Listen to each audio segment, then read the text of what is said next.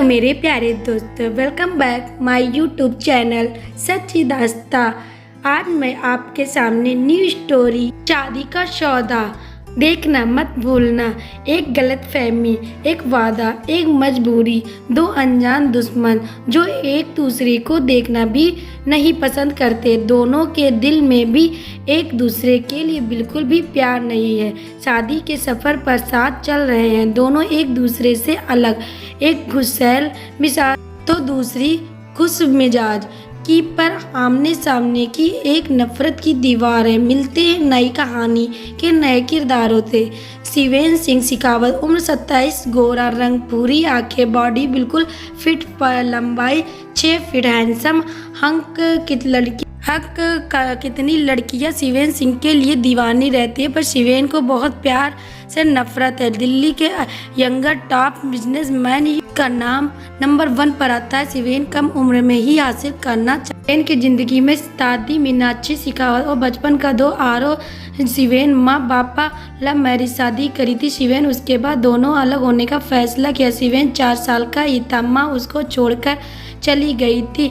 पिता ने सारी जिम्मेदारी उठाई, उसके पिता और दादी ने उठाई। जब शिवेन 15 साल का हुआ, उसके पापा एक कार एक्सीडेंट में डेथ हो गई। उसके बाद उसकी माँ उसे अपने साथ ले जाने आई, पर शिवेन जाने के लिए मना कर दी। शिवेन लड़की पर भरोसा नहीं करता, पर प्यार मोहब्बत में नफरत करने लगा। समय के साथ शिवेन अपनी दादी के साथ दिल्ली आ गया और यहीं नई पहचान बनाई। ये थी हमारे हीरो की थोड़ी सी कहानी। अब चलते हैं अपनी हीरोइन की तरह। सिया शर्मा एक सुलझी हुई लड़की जिसकी उम्र 25, गोरा रंग, तीखे नैन, नक कमर तक आते हुए बाल, नीली आंखें, चेहरे पर मासूमियत। कोई भी उसे देखकर धड़कना छोड़ दे। प्यार एक बहुत खूबसूरत एहसास है जिसमें 2 लोग मिलकर अपनी ज़िंदगी को खूबसूरत बनाते हैं। प्यार के बिना ज़िंदगी का कोई वजूद नहीं। कविता शर्मा 12 साल की उम्र और उसके पिता की डेथ हो गई थी। उसके माँ ने उसे पढ़ाया लिखाया, लोगों के ताने, बहुत मेहनत किया,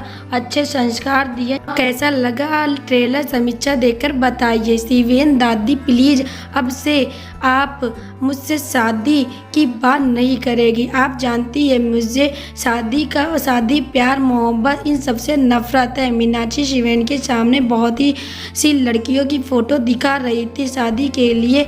हर बार की तरह शिवेन का जवाब ना में ही था। मीनाक्षी कब तक ऐसा चलेगा? फिर ये भी बता दो मुझे, मेरी उम्र भी हो चुकी है, कब सांसें रुक जाएं कोई भरोसा नहीं। बस अंतिम इच्छा है अपने पोते पोतियों को अपनी गोद में खिला सकूं। मीनाक्षी शिवेन का घर बसते देखना चाह रही थी। अरे ये अरमान सिर्फ अरमान ही रह जाएंगे। आपका पोता तो शादी करने से रहा। मीनाक्षी अरे शुभ शुभ बोल, तुम्हारी ही संगत में बिगड़ गया है मेरा बच्चा। ना खुद घोड़ी चढ़ रहा है, ना मेरे बच्चे को चढ़ने दे रहा है। अरे दादी, मैं कौन सा खुशी में कुंवारा बैठा हूँ। कोई मन पसंद लड़की मिले तो आज शादी कर लूँ। मीनाक्षी कैसी लड़की ढूंढ रहा है मुझे बताओ, मैं ढूंढ दूँ। अरे दादी, तुम अब बूढ़ी हो चुकी है, तुम नहीं समझोगी मेरी फीलिंग को। लड़की ऐसी हो जिसे देखकर दिल धड़कना शुरू कर दे, उसे देखने के बाद और कुछ देखने की इच्छा न रहे। गई तेरी फिलोसफी दादी, ऑफिस के लिए लेट हो रहा हूँ, आपसे शाम को मिलता हूँ। मीनाक्षी बस इसलिए बोल रही हूँ, बहू आ जाएगी तो मेरा दिल लग जाएगा। ऐसे तो इस घर में अकेले ही रहूँ, ना कोई बोलने वाला, ना कोई मेरी बात समझने वाला। इतने नौकर चाकर हैं घर में, फिर कैसा अकेलापन, और बात करने का मन करे तो मंदिर चले जाया।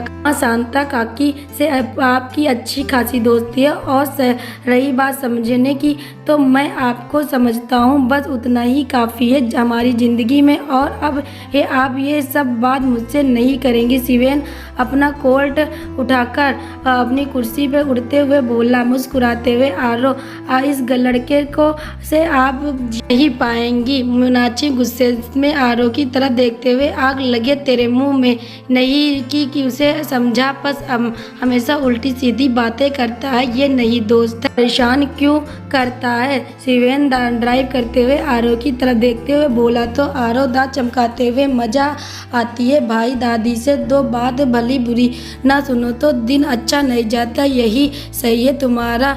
वैसे सिंघानिया वाली डील का क्या हुआ? वही जो हमेशा होता है हमें ही मिली। हमारे कंपटीटर फिर से मुंह देखते रह गए। आरव हंसते हुए बोला।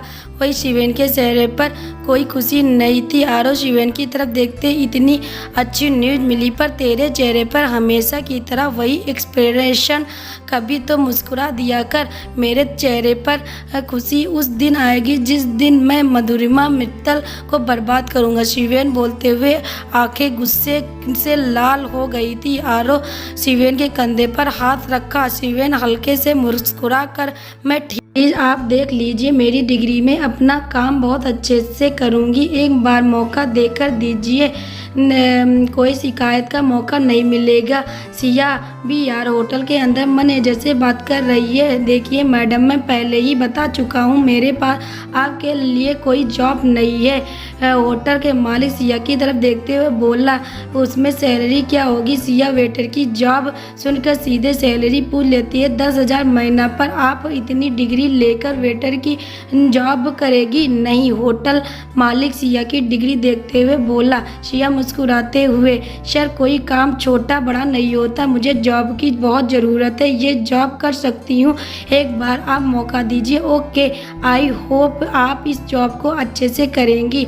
आप शाम से ज्वाइन कर सकती है क्योंकि हमारे होटल में शाम को बहुत भीड़ होती है। ये रहा तुम्हारा एडवांस। होटल मालिक सिया को 5,000 रुपये देते हुए बोला। Thank you so much sir.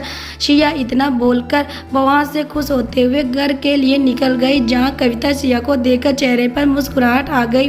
माँ, मुझे जॉब मिल गई, आप उस मकान मालिक के मुंह पर पैसे फेंक दीजिएगा। सिया कविता के हाथ पर हाथ रखते हुए बोली। कहाँ जॉब मिली है, कैसे लोग हैं? कविता थोड़ा परेशान सी सिया की तरफ देखते हुए बोली।